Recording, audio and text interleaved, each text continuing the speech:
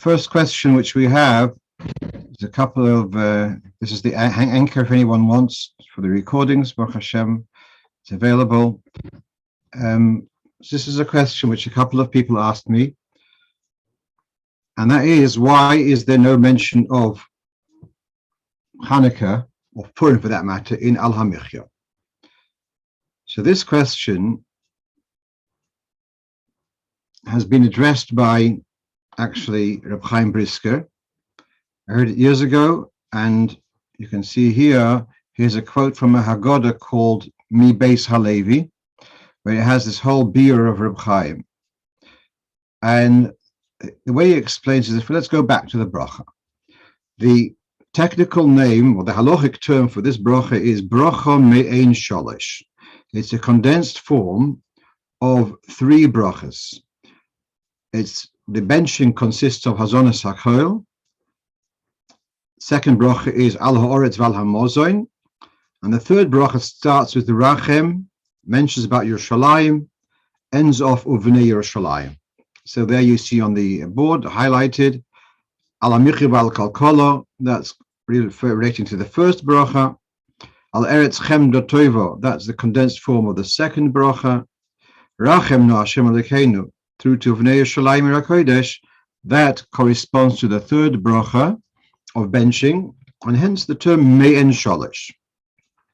Towards the end, we have then Ki Ata Hashem Toivo Meitiv.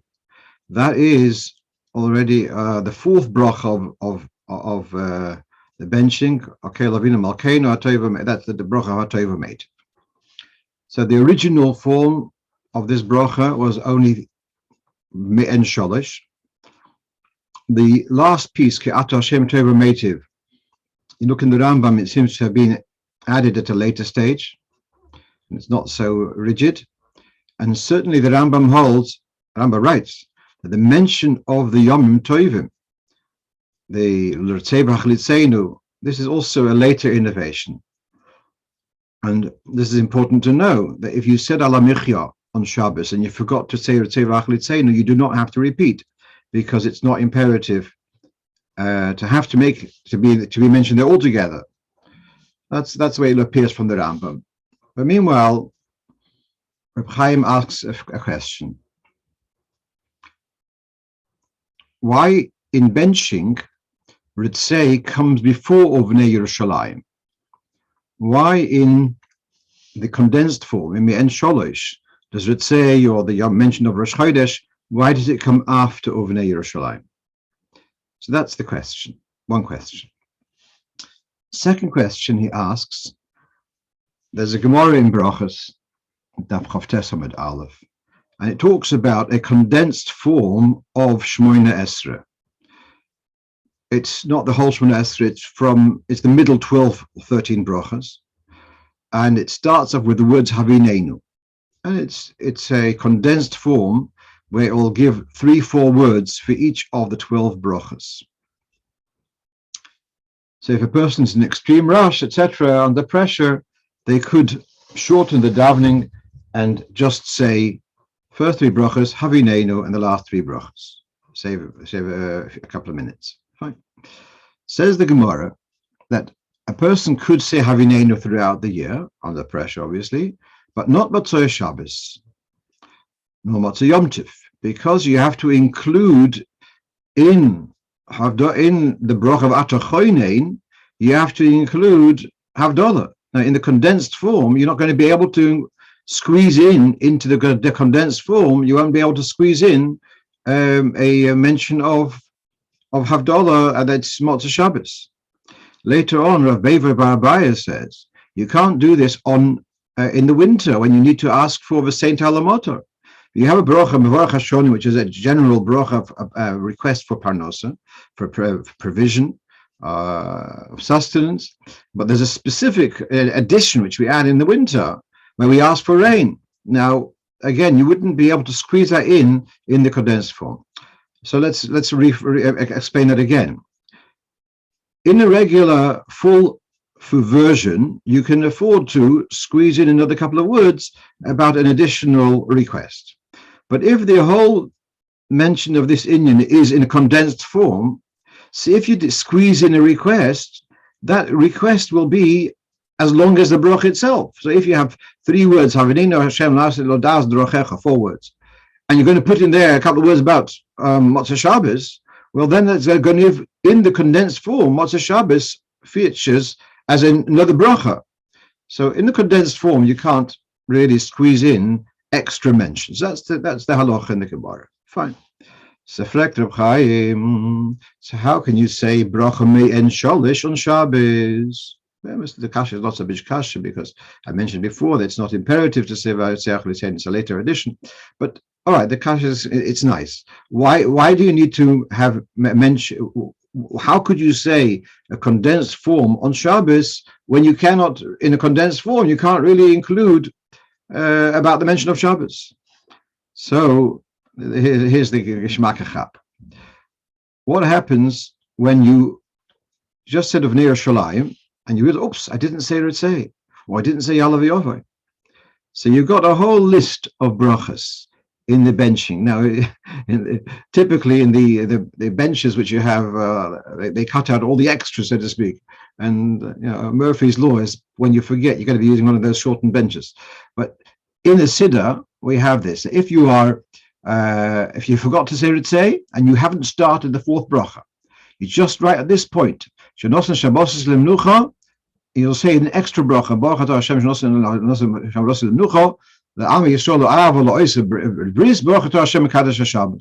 and the same thing if it was Yom Tov, you'll add in a different bracha. Nossi Yom Tov now Yisrael is Nesosel Simchas Yom Chag Pesach Hazeh, for example, Chag Matzah, sorry, and Baruch Hashem Mekadosh Yisrael Bazmanim.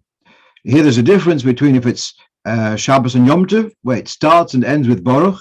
If it's Rosh Chodesh, so then it starts with Baruch and doesn't end with Baruch. So if it's on Rosh Chodesh, you forgot the Yalav Yovai, and you remembered before you started the 4th bracha, so then you'd say Shenosan Baruch Hashem Elokeinu Melech Haolam Shenosan Rosh Chodoshim Leyama Yisrael Lezikar.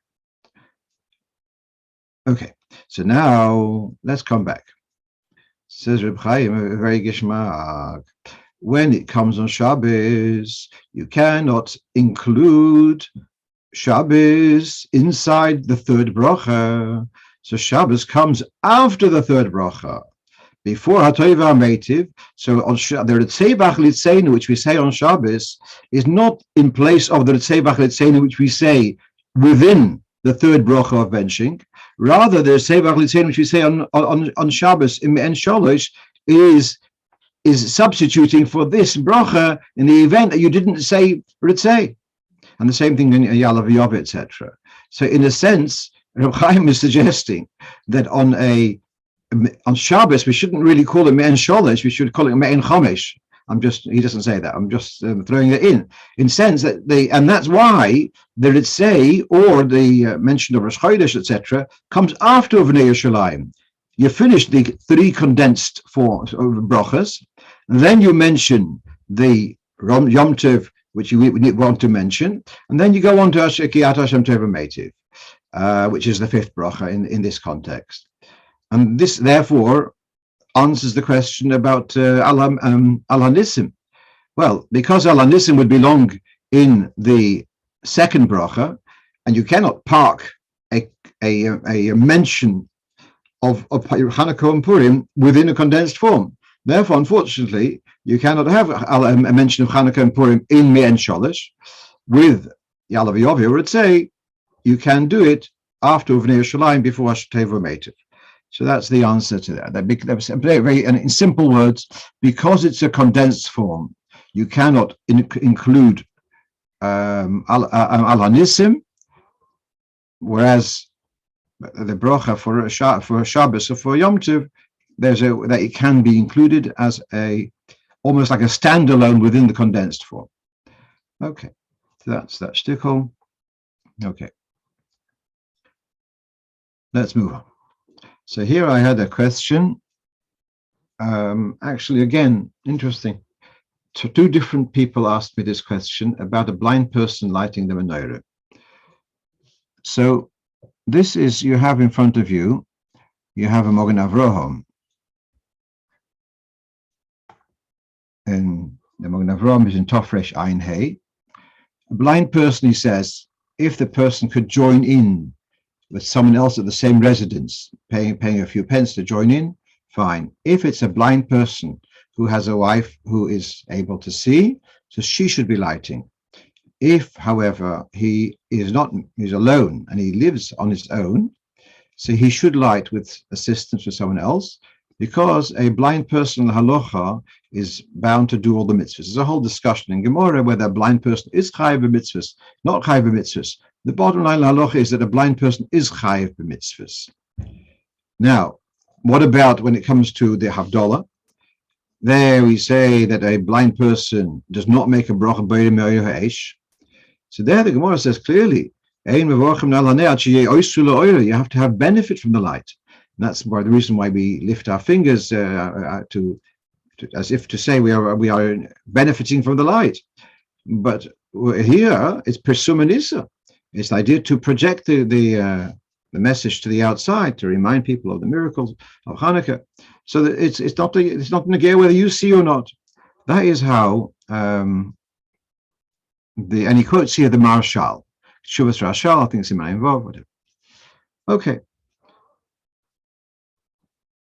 That would have been fine, but then the Rabbi Yaakov Emden has got a sefer called Moir Uktzia, and this is his commentary on the Shulchan Aruch, and he raises some objections to it, and he says a blind person not really a proper mechiyov, and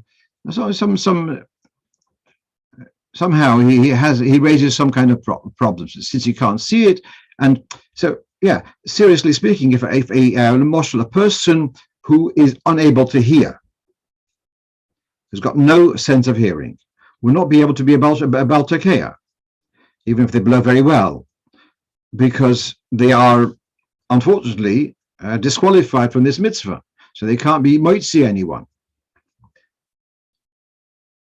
So here he's arguing that if you can't see, he doesn't have the mitzvah of Ner Chanukah. I found it a very, and this Moruk Sia, this Rabbi Yaakov Emden is quoted in Shari Tshuva, is quoted by the Mishnah Berurah as if it's a halacha. I have a very simple question to him. Why, according to you, Rabbi Yaakov Emden, a blind person should be exempt from tzitzis? Because the whole mitzvah of tzitzis is re'isem oiseh, that you should see them. And I just see how you have from Shulchan Aruch, it says, Eksus Summa, the garment of a blind person is bound to have tzitzis, because even he can't do or so he can't see the tzitzis, but others can see it.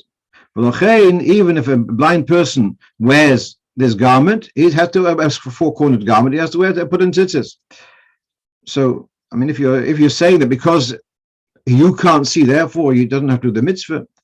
So I felt that I'm happy to go according to the Mogen Avraham, who goes according to the Marshal, and doesn't make any business about not making a brocha or anything. He just seems to be saying that halacha is a blind person can make a brocha, and then someone actually showed me that Rav Vosner, Shevet HaLevi, so he has a tshuva where he says he doesn't really understand the Rabbi Yaakov Emden, and he doesn't understand why the Mishnah Berurah took him so carte blanche, because it doesn't really add up. So bottom line is, I'm happy to remain that a blind person should be able to light the menorah with a bracha, because it's pesumanissa for other people. I recall, I didn't look this up now, but just recall that when it came out with the Birchas HaChamo, there was an interesting thing, whether a blind person is able to do Birchas HaChamo or not.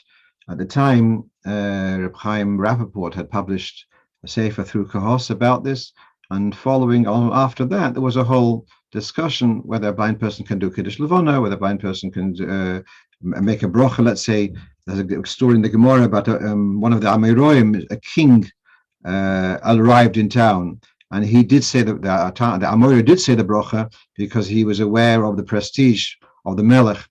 Okay, so that's another discussion. But meanwhile, let's remain with this halacha. like some of the Magen Avraham, that a blind person can make a broch on the menorah. Here's an interesting question. It's all Chanukah questions for the moment.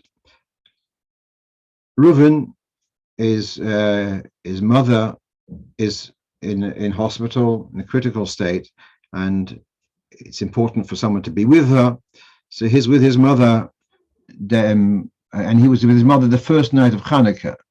And in the hospital, it wasn't possible to light the menorah. So he relied on the fact that his wife is lighting the menorah back home. For the second night of Chanukah, his wife kindly switched with him, and she stayed with her mother-in-law in the hospital, and Reuven went home. So the first night we say 3 brachas, the second night we only say 2 brachas. So Reuven sends me a question. Was it Monday or Tuesday? I remember which day. He told me the situation. Do I make a bracha tonight? It's an interesting question. So here we have in Mishnah Berurah in Siman Tov Resh Ayin Vav. We'll read this Zayin. It talks in the Mechaber. It says, if a person did not light the menorah and there's no one home, so if he sees a menorah, he should say the bracha she'osa nisim, and he should also, if it's the first night, he should say שהחיינו. The following night, even if he is lighting, he would not say שהחיינו because he said שהחיינו, but that's not identical with our situation. There he said שהחיינו the first night, not on lighting, but on seeing. Here the question is his first lighting also. Now, so here the Mishnah Berurah comes to the rescue. If he says in be'esmol, if the first night he did not make a bracha at all because his wife, he relied on his wife lighting at home, as we mentioned, it's evident from the Mechaber, from the Shul Menorah, that if his wife lights for him at home, it's as if he himself had lit. So then it comes the second night, he would not say שהחיינו. So the fact that his yotze with his wife is not only his yotze with the mitzvah, but is also yotze with the brachas. So when she said שהחיינו at home, she was moitzi him, and therefore there's no point in him saying שהחיינו the following night, because he already has said שהחיינו vicariously through his wife saying when she lit. Let's move on to something which I found myself confused. I usually lane in our minyan in Shul, and it came the second day of Chanukah, and I was a bit confused. Do I start with Bayom Hasheni or Bayom Harishon? The reason why I was confused is because on Succos it is the last Aliya which kind of expresses the day of Succos. So on the third day of the Succos, it's going to be the last Aliya, which will be Vayom HaShlishi. I know it's also two because of Svekad Yoma, but the one who's going to express the day of which day of Succos it is going to be the last Aliya. So I was in my mind confused. Perhaps it should be the first Aliya should be Rishon, should be Dayan Levi, and the Yisrael should say Bayom Hasheni, which is the same day. So I looked around. Why? So this is my question. I'm curious. Why is there a difference between Chanukah and Succos? Why is it on Chanukah that the one who reads the first Aliya is going to be the number of the day of the week, the number of the day of which day of Chanukah it is, whereas Succos, the first Aliya will not necessarily express which day of Succos it is. It's going to be the last Aliya, which will kind of be the calendar, so to speak. So the answer is, all right. So here the Levush, he asks another question. Well, normally, we don't repeat what the previous Aliya had said, unless there's a need for it. On the Rosh Chodesh, we have a need to fit in, but generally we don't repeat. Why don't we do the second day of Chanukah? We'll do Sheni and Shlishi.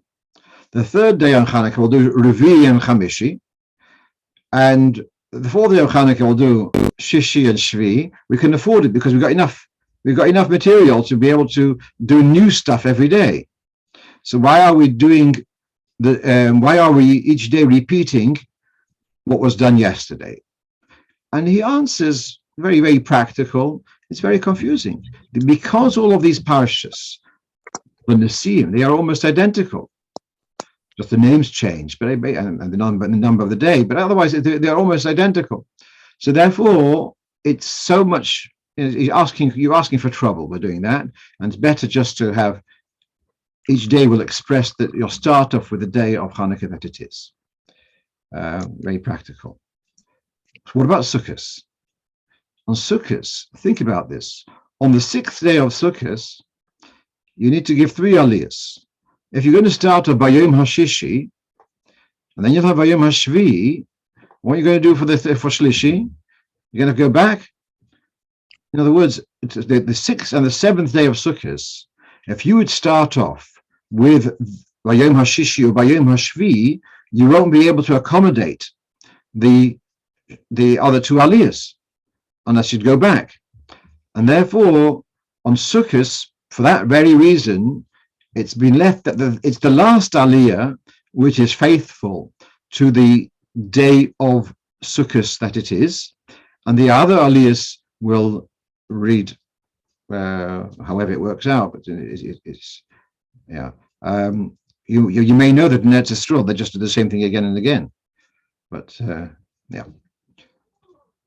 Actually, the Chanukah they also have that they do again and again, but in Ashkenazim we do the way we do, which is right. So that's about the Kriyas HaTorah. Okay. So then now someone asks the question: why is it the Chabad custom to light the menorah in Shul before Oleinu? Now, there's 2 issues here. I haven't been very often in other shuls at lighting menorah to know what their minhag is. I understand that many shuls they light Ma'ariv time rather than Mincha time.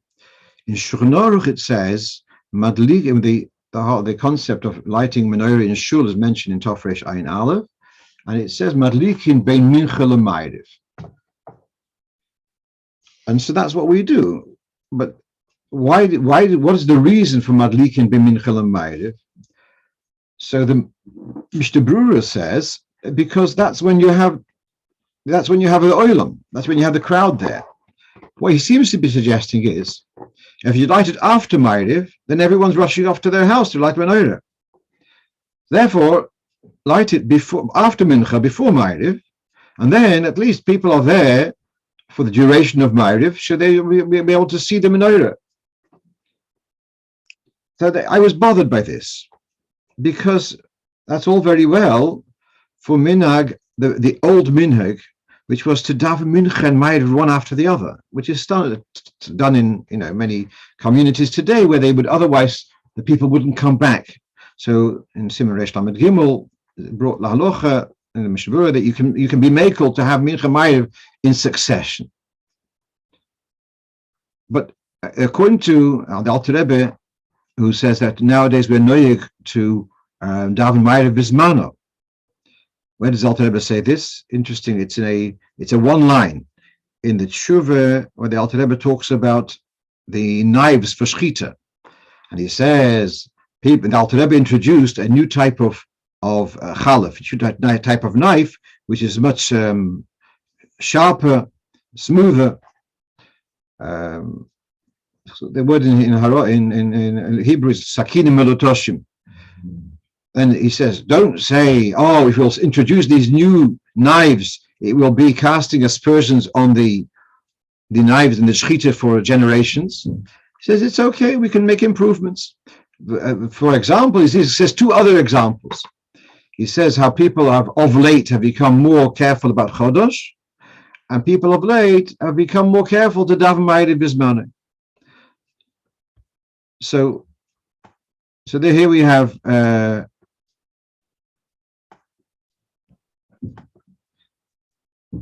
So he mentions there about davening by bismano, and that's become now in more Hamish circles. You have davening Ma'ariv bismano. So then that which the Mishnah Berurah says that the reason between Mincha and Ma'ariv is because then you have the crowd. That's not really the case. Fortunately, in Chabad we have this very long nigun. I heard that the history of the nigun in Chabad is from the times of the Rebbe Maharash.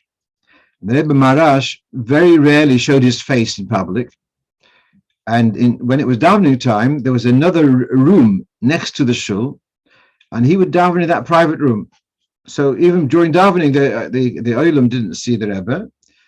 The only time, one of the few times he was in view, was by Chanukah. He would come out to see the menorah being lit in shul. So the Chassidim composed a very long nigun, so that you should have more time to see the Rebbe. So it's the nigun which we have. It takes at least 5 minutes. Yeah, it's a long nigun. All right. So with this, by the way, we've also gained that we have the crowd is there a little bit longer. But I saw also that the Mishnah, the Levush is going back about 400 years. So he writes that we know again to light the Mincha L'Ma'ariv shu tchilas hachnosas hayoim habo shetfilas arvis hi min hayoim habo. We light after Mincha, which is the beginning of the entry of the coming day. Ma'ariv is ready, the following day has come in. So, all right, be that as it may, our meaning is that we light after Mincha. And so now we've discussed that. Now the question is why before Oleinu? So it's not so well documented, this, even Chabad in Hogim it doesn't say, but you know what? I saw this by my, we weren't born yesterday. We've seen what's going on in the Masorah from generation to generation. And so therefore, if we're doing it now before Oleinu, probably that's how it's been done for generations. So the question is why? So here there's a letter, which you have on the board, on the screen, a letter from Reb Chaim Noah to Rabbi Yitzchok Dubov Alav Shalom. So, and this has been published in several places, and he explains how Oleinu is always, he uses the term, it's the makeh b'patish. It's the last, it's a finishing touch to davening. So, for example, Megillah is before Oleinu, Sfira Soim is before Oleinu, Kinnis is before Oleinu, in Rosh Hashanah by night we say L'David Mizmor is before Oleinu, he says, because Oleinu in a sense is the last. It's interesting, but what about the tilling which we add on every morning? But that's a good question. But meanwhile, this is what he's saying, that Oleinu is basically the finish of davening. I just want to point out, if you think about those words Oleinu, it's at the point where the person is finished davening, is about to go out to the street. And there he says these words, Oleinu Shabeach, we thank Hashem, how we're different to the Goyei Harotzos. It's the moment when you're going to go out and confront the Goyei Harotzos on the street. You're going to have to deal with them in business, etc. It's at that time you get that, that it's extra chizuk before you leave the house, you leave the shul, you see Oleinu. So what Reb Chaim Noah is saying, that Oleinu is it's always, or any other mitzvahs, to the point that even the fact that we have a minhag of saying Oleinu after a bris, so Yaakov Emden says that this originates from the fact that a bris would normally take place in shul right after Shacharis, and so said Oleinu after the bris. So again, so Oleinu is the last thing, and we try. If there's another, a mitzvah to be done that morning, it's done before Oleinu, and Oleinu is the last thing. So that's Reb Chaim Noah's take on it. Okay, let's move on. So now, a gentleman who often writes to me various Lomdische questions, and he was concerned about this public menorah.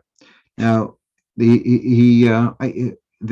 menorah in Manhattan, this is the Yaakov Agam menorah, I think Fifth Avenue or something like that. Somewhere it's in Manhattan, and it's billed as the world's tallest menorah. Now, it is described as being 36 feet high. Now, if you take 36 feet and translate that into meters, it's about 10.5 meters. Now, the menorah mustn't be more than 20 amos high. How much is an amah? So according to Reb Chaim Noah, an amah is 48 centimeters approximately. So that means that 20 amos is about 9.5 meters, I think 960. So if it's 36 feet high, it's that much higher than the shiur of 20 amah. But when it was, I remember reading, and I couldn't find this in the discussions. There was a discussion about this. It was specifically designed that it should be within the shiur. And there's two girsos. Is it 36 feet high or 32 feet high? It depends which newspaper you want to believe. Now, 32 feet is a bit helpful. It's still a little bit higher than 20 amos, according to Reb Chaim Noah. But I pointed out to Rabbi Ginsburg, who writes in the discussions, that when they tell you in the newspaper it's so tall, they're talking about overall dimensions. And so the Shamesh is also part of that overall dimension. So if you would take off the height of the Shamesh, the flames are actually within the 20 amos shiur. That's how I worked out the last time it was, and that solves the it was built with the kavanah, and they carefully, and it's worked out. It should be within the shiur, and definitely these tall menorahs are. If they make a brocho, then they definitely make a point that should be within the 20 amos. Right. Someone was asking, in our shul, we're having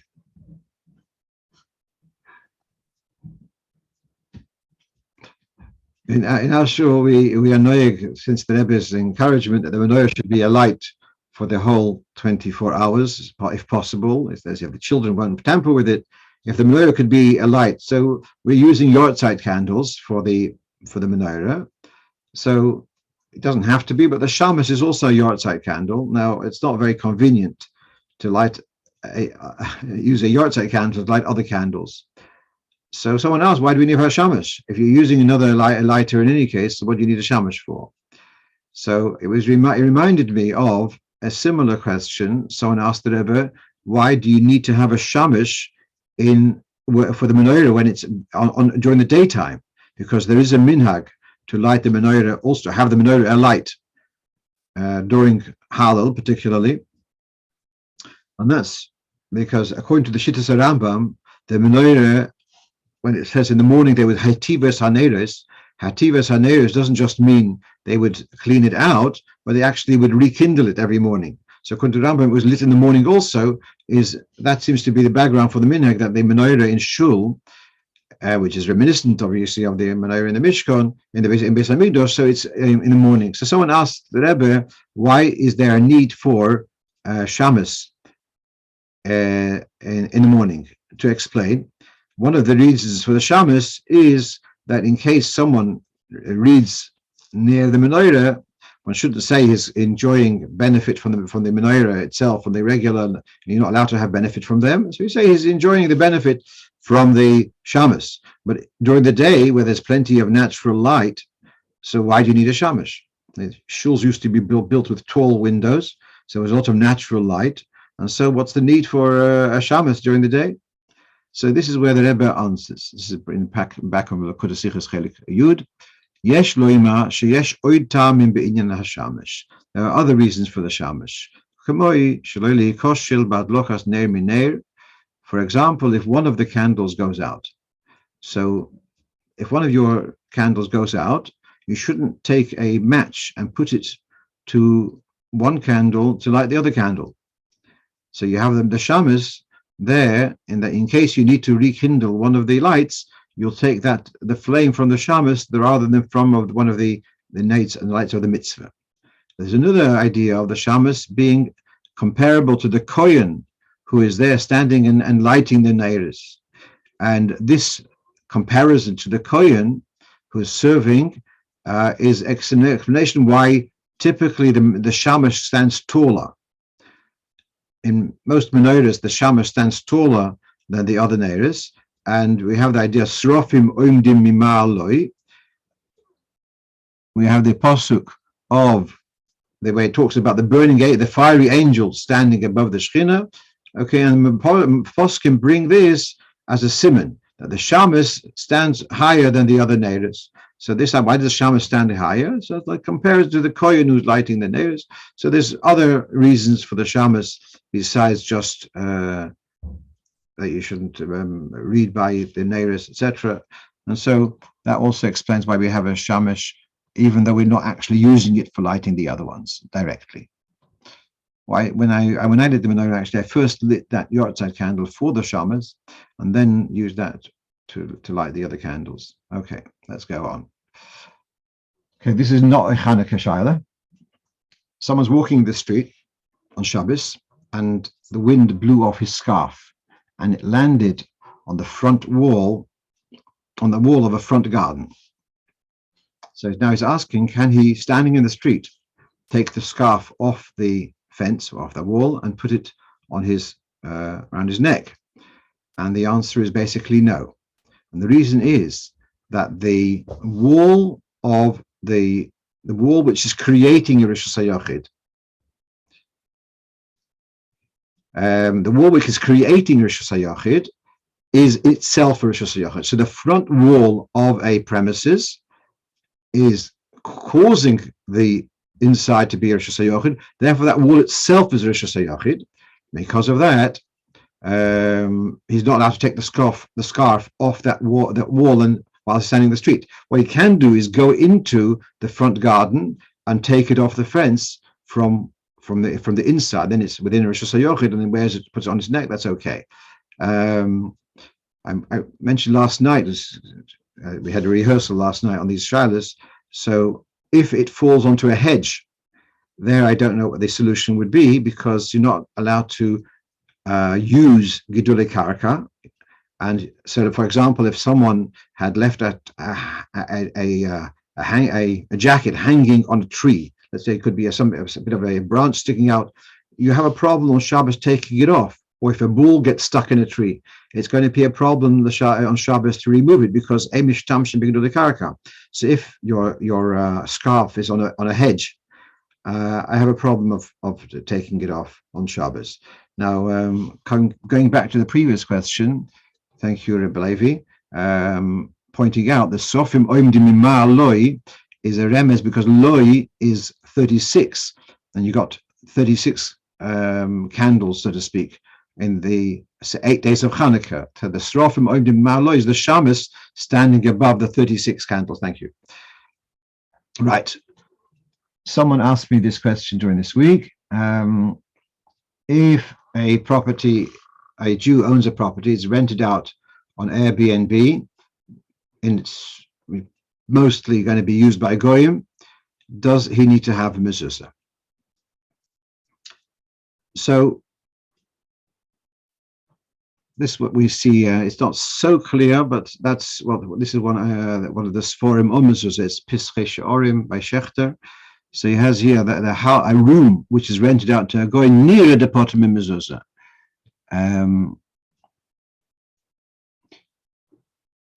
Earlier on, he's not so clear about that. So if you would have a room within your house, let's say if you had a au pair caretaker who lives within your house, then that room should have to have a mezuzah, because it's part of the domestic use. But when it's a standalone dwelling, which is not part of your dwelling, it's the mezuzah is where you live, or you have your personal effects there.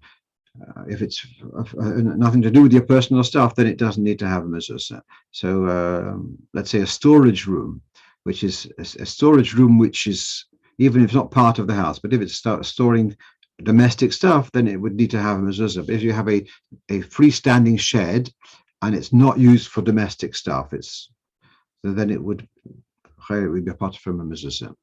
Okay, so that, and then there's another consideration, and that is that whenever there's a chashash of bizoyin, where we're worried that the mezuzah might be disgraced, that's also a reason not to have a mezuzah. That's one of the reasons why, if there's a door which is shared with a goy and a yid, let's say it's a two-family house, and there's a shared entrance. So the halacha is it doesn't need to have a mezuzah. So one of the reasons given for this is because of the worry that the goy might disgrace it. So that's one of the reasons why we don't give a goy mezuzah. Also, even if he asks for it, we try to avoid it because of it may become lidei bizoyin. So with an AirBNB, yes, so someone's pointing out that AirBNB obviously would have your furniture, and reading that earlier comment, he seems to be suggesting if it's a furnished dwelling, you would need to have mezuzah. But then the bottom line of the middle quote, the middle paragraph, so that still that you have that mezuzah out there, and a guy comes on Airbnb, nothing stopping him from ripping that mezuzah off the door.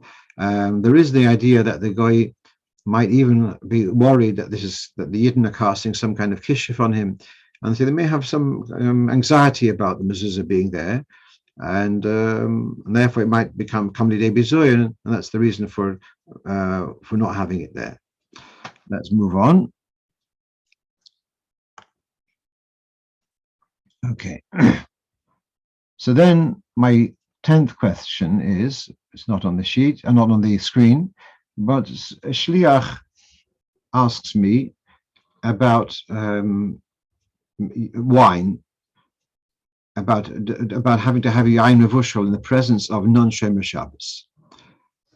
And he says that we have shluchim are often confronted with this problem, that they invite a person in the community, and the person comes around before Shabbos, brings an expensive bottle of kosher wine, non-mevushal, and then it comes to the Shabbos meal, and you're not serving it.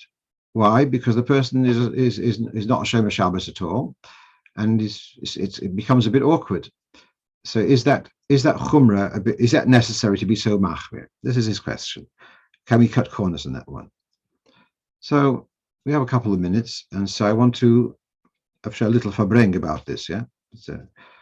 So first of all, there's a very beautiful story with Rebbe Masmid and the Frierdiker Rebbe. This story was told by Reb Simcha Garadetsky, and I understand the story took place in Leningrad after the Rebbe had moved. First it was in Rostov the first couple of years, perhaps after the Stalkos, but I understand it was Leningrad, and Chatshefegin was the Rebbe's Gabe, and for some reason it was an evening that Chatshefegin wasn't able to be on duty, and so he asked Reb Simcha to be on duty for Yechidus. So one of the people who went to Yechidus that night was Rebbe Masmid. And Reb Simcha was there in the room whilst this conversation took place. So Reb told the Rebbe the following, that he generally, Reb had this phenomenal hidur mitzvah and his zehirus, and he was extremely cautious about mitzvahs. And let's keep to the point. So Reb was particular that he would only eat meat or chicken if he had seen the knife of the shochet and checked it that it's okay, check the chalav, and then he would eat from it. If he was happy with it, he would eat it. Perfect. So he was in a particular town, and he was staying by a family, and before Shabbos, the shochet came around, and he checked the knife. He was satisfied. The shochet checked the chicken. And the balabosta was going to make food for Rebbe with this. It comes Shabbos afternoon, and by the time Rebbe finished davening, and I've forgotten the name of the other chassid. He mentioned the name of another prominent chassid, and the balabosta served kugel, and the other chassid had eaten some of the kugel. Rebbe Masmid comes, and she serves him the kugel, and he just can't eat it. Es geht etwas nicht. And he turns to the balabosta or whatever. He says, which schmaltz did you make the kugel with? Was it from that chicken? I'm sorry, we ran out of schmaltz. It wasn't enough from that chicken. I took some other schmaltz.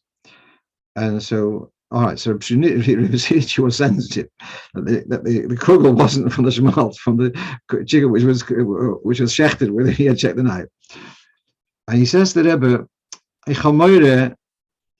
that I'm indulging in chumras which are beyond my standard.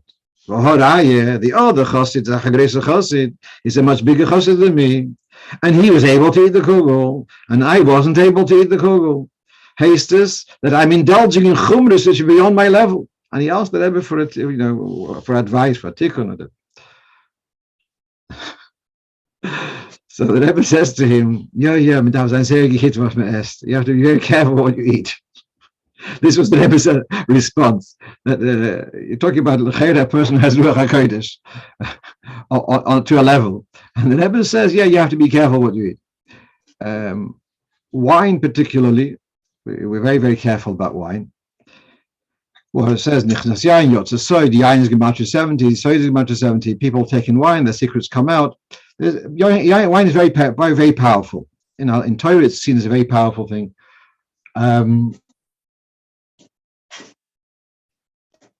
There's a sefer which I have from Nossi Shapira called Matzas Shimurim, and he has a whole section on Yain HaMashumer. We know that the Rebbe was extremely, how do you say, whatever the word is, very, very careful. And he kept the wine in his room in 770, and he would take wine home for Shabbos in a bottle. He was like extremely, how do you say, protective of the wine. Shouldn't be touched by someone else or something like that. Very, very interesting. So we have to be careful. And so that's my first point about this. So then the other point about this, I want to share with you a fascinating anecdote, which I read this week. This is a quote from the Kfar Chabad magazine. Rabbi Chitrik of Tzfas is telling this what he heard from Rabbi Vremel Shem Tov, the chairman of Agudas Chassidut Chabad. It was many years that the president of the United States would sign a proclamation honoring Yud Aleph Nisan as the day of education for the USA. This would be an honor for the Rebbe. Part of this honor, this process, is that there's a delegation of shluchim who go to Washington and they meet with the president, and it's in their presence that the president signs the proclamation. One time, the Rebbe received a photograph of this signature, the signing event, and he saw the shluchim are all wearing jackets, but they're not wearing hats. And the Rebbe said you felt in Ge'enyank, missing in Ge'enyank, missing in prestige, of Yiddish prestige. No, I mentioned this story by the Fabrengen today, and someone questioned, because there's a slightly different story with almost a similar comment of the Rebbe, and it's unlikely the same story happened twice, the same comment. But the story was, I think it was President Carter, and there had been something with Iran. I don't remember all the details, and President Carter hadn't come out to the public for months. And then there was came Chanukah, and they made a Chanukah celebration in the White House. And so it was, let's say, 5th night of Chanukah, 6th night of Chanukah, whatever it was the middle of Chanukah, and possibly they had discussed the idea of Chanukah being every day to add light. And it was one of the senators, a Jewish senator, so his son, a young bar mitzvah boy, whatever, was given to light the menorah. And the president, somehow he asked if they could light all the candles, not just the 5 candles or the 6 candles. And it was very awkward to refuse the president. And so whoever was there acquiesced and lit the full amount. And the Rebbe's comment was afterwards that he was where was the Gaon Yaakov? Where was the Jewish pride, so to speak? The point is, I think it doesn't really matter this detail or that. Oh, so I mentioned this by the Farbrengen. And so then Rabbi Aaron Tifferbrun told me that when the late Avram Yitzchok Glick went to visit, had an official visit with the King of Spain, Juan Carlos.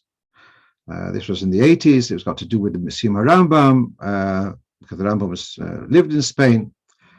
The Rebbe told him to investigate, find out the protocol, and but the Rebbe gave him 10 points of protocol. One is that he should say that he should wear his hat, and you should say that this is part of the respect of this is as a rabbi. On the contrary, he's wearing his hat out of respect. The other one was about the fact that he won't shake hands with the Queen is also out of respect. So these are a couple of points. But the Rebbe told, this is one of the protocols the Rebbe gave him, that he should wear his hat. So let's just start to analyze what's going on here. You're a guest in someone else's house, and their protocol, it's in a very prestigious house, it's a White House or a palace, and they are saying this is the protocol over here, and yet the Rebbe is expecting a chassid to have Gaon Yaakov and to say, this is, I'm a shliach, I'm a chassid, this is the way this is who I am. Now let's come back to the question over here. You're a shliach and you are a mashpia. A guest comes along and brings you a bottle of wine, and it's going to be a compromise on your standards. So then, who's the mashpia, who's the mushpa? And it's perhaps I'm out of place of saying to a shliach, but a person who has Mesiras Nefesh, himself and his whole family for a whole life being out there, but for the dominion. So you are the one, you are the mashpia, and you have to be able to make that decision that there are things which are not up to your standard. And what happens if they bring on Shabbos? And what happens if they bring you whiskey on Pesach? And what happens if they bring you, there can be so many different inyonim. I'm sure every shliach will tell you stories where people have brought them things, and you have to have the wisdom and the Be'ez Hashem, the siyata d'shmaya, to be able to handle the situation that you are the mashpia, and therefore you're not going to have someone come into your place and to bring down your standards. And if there is a chashash, so you have to be conscientious of it. I just want to finish off on mentioned by the Farbrengen today, that there was Rebbe Tzin Shem Tov. So he would take the Rebbe's letter and read it out and go to other shuls. So he went to 86 Kaysnev Road, which was a Satmar Rebbe's Medrash. And this is going back about probably 50 years ago. And there's a multimillionaire who's the patron of the shul, etc. And Rebbe Tzin starts reading the Rebbe's letter. And this millionaire there was shoving his chair or disturbing. He wasn't keen at it. It's my shul, you coming in and doing your stuff. And Rebbe Tzin turned to him. He says, "You have got more chutzpah than money." That's something. He's walking into the other person's shul, and he's reading the Rebbe's letter. The other guy, the host of the shul, and I'm not saying that everyone has to take that approach. We're talking about the idea of Ner Chanukah mibachutz, but if you make a fire outside, well, are you liable if you don't make? All right, but on the other hand, the Gaon Yaakov, that you're shliach, and you are going to set the standard, and wherever you are, whether it's the hat or whether it's going to be whatever it may be, a standard, but you are shliach, and wherever you are, you're going to keep up that standard. So that's my little Farbrengen about this topic, and lots of l'chaim on that.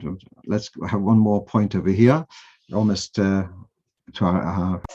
finish our time slot, and that is one of our contacts. Oh, two things are left. One is about, I had mentioned last week about a woman who's not going to daven.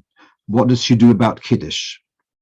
And I'd said if she's not going to daven, then she'd actually make Kiddush before breakfast. So there is a tshuva of, someone pointed out to me, there's a tshuva of Reb Moshe Feinstein in Igros Moshe, where he says because a woman is bound to eat the meal with her husband, therefore at 9 o'clock in the morning it's not mealtime yet, and therefore she doesn't have to make Kiddush. All right, it's an interesting svara. I don't know how convincing it is. So there is room. All right, well, Moshe is certainly an eminent posek. So there's room to be makel on that, but I'm not so convinced with the svara. And so if she is not davening, I would still say that she should try to make Kiddush on her own before she has breakfast. Okay, let's finish off with this point. One of our regular listeners on the recording sent me the following observation. We know that there's a difference between migdol and magdil in benching, and so the earliest record of this is in the Abu Darham. I'm not sure which the person wrote to me which it's printed, but it's printed at least 500 years ago. And the Abu Darham, I mean, the difference between migdol and magdil, one is in Tilim. In Tilim, it's magdil, and the same song, the same shiur appears in Sefer Shmuel, and there it's read migdol. So let's read Abu Darham. Kibalti miraboisai. On Shabbos, one should say migdol Yeshuas Malkoi with a vav. In the weekday, we should say magdil with a yud. V'nirili hatam. What's the reason for this distinction? Because Shabbos, hu melech godel. Shabbos is like a big king, in comparison to the weekday. So migdol is the idea of, perhaps alluding to the idea of melech godel. Migdol hu molei bevav, v'cholam bevav hu melech godel. So with the vav, it's melech godel. Okay, magdil hu chaser yud.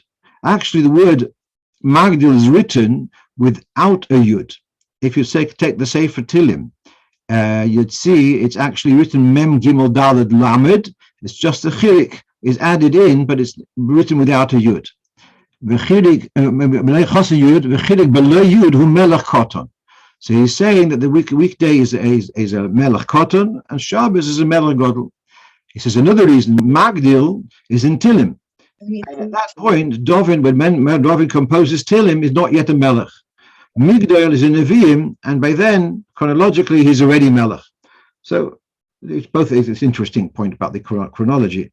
But so this is what the Abu Darham points out, that magdil should be spelt without a yud, just with a chirik. Migdol should be spelt with a vav. Curiously, so here we have beneath this quote. So let's go to the bottom left. So this is from the Siddur Torah. So it has magdil with a yud, and it has migdal without a vav. So it's just the opposite of the diyukim which the Bartanura put in. Bartanura had said magdil is written, as you can see, in the Tilim is without a yud, just a chirik, and migdal is with a vav. So that's curious that the diyukim are not kept to in the Siddur. Now let's go to the right, bottom right. This is from the Siddur Shklov Tafkuf Samar Gimel. This is the first print which we have of the Alter Rebbe Siddur. So there we have magdil there. It's spelled also with a yud. The question remains. Migdal is spelled there with a vav. Okay. Now the Tilis Hashem Siddur, which we are familiar with from childhood, is a copy of a Siddur printed in Vilna. I've mentioned this before. The Seder HaAvodah was printed in Vilna Tofresh Ayin Aleph. There were areas where, for some reason, when the Tilas Hashem Siddur was published in Tofshin Vov or somewhere in the 40s, some areas they did not copy from the Seder HaAvodah. Instead, they took copies from the Torah Or Siddur. Curiously, for this part was taken from the Torah Or Siddur, not from the Seder HaAvodah. I have a copy of the Torah Or Siddur, and now take a look at that. Sorry, of the Seder HaAvodah. Yeah, take a look at that. So there it has magdil is spelt taka there without a yud, and migdal is spelt with a vav. And I've said this before, that the Seder HaAvodah, the original of the Tilas Hashem Siddur, is actually in a way much more medukduk. In many ways, it's more accurate than the Torah Or Siddur. I don't mean accurate in far as what the Alter Rebbe instituted. But there's a certain degree of diktuk, which is it's more accurate than what you see in the Torah Siddur. So just a fascinating insight about this Migdal and Magdil. Let me just go to the chat, and that will close the evening. I see here someone writes the following. As I recall, unless it was a different incident, so it was told was in an event of Tammuz by Shemitah, Chanukah lighting, President Clinton house after lighting the number of lights for the evening, he asked if he could light more. Rabbi Shemitah related that when the Rebbe received a report of the event, he was not happy about it. Okay, fine. So yeah, you're corroborating what I said. It was about that the president had asked for lighting more candles than the halacha, and the Rebbe was saying, if you're a shliach, so you put your foot down, so to speak, even though it might be a little bit uncomfortable. All right, so that's what I want to share with you tonight, and I wish you all, as I said before, guten Chodesh and a freilichen Chanukah and simchas and gesund tamid kol hayomim.